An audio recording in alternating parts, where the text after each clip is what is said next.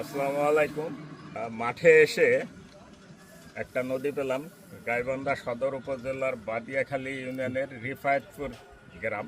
এই গ্রামের একটা ছোট খাল বলেন, নদী বলেন, নতুন একটা সাঁকো।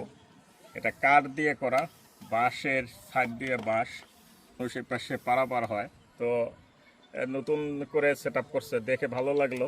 ছবি উঠাইতে গিয়ে এই যে প্রাকৃতিক দৃশ্য এবং পুরাতন যে সাঁকো, যেটা আসলে ব্রিজ করে মানুষের পারাপারের জন্য সবসময় আমরা করি, কিন্তু এই যে ছোট সাঁকো এখনও যে প্রচলিত আছে, এটা দেখেই আসলে আমার নামা। এবং এই প্রাকৃতিক দৃশ্যটাও কিন্তু খুব সুন্দর, যার কারণে এখানে একটু ভিডিও করলাম। যাদের এই ধরনের অভিজ্ঞতা নাই, এই যে আমি কিন্তু খালি হাতেই হাঁটতেছি, কারণ হলো ছোটোকালে দু এক জায়গায় এগুলো হাঁটার একটু অভ্যাস ছিল। তো এখানে দেখে অনেক দিন পর যেহেতু ক্যামেরাবন্দি করার সুযোগ আছে, সে ক্যামেরাবন্দিটাই করে নিলাম। তা আমার মনে হয় যে আপনাদের দেখতেও ভালো লাগবে। একবারে গ্রামীণ যে পরিবেশ, এই গ্রামীণ পরিবেশে আসলে এখানে মানুষ যে চলাচল করে, তাদের পরিবহন, মানুষ পারাপার এবং কিছু মালামালও কিন্তু নিয়ে যাওয়ার সুযোগ থাকে।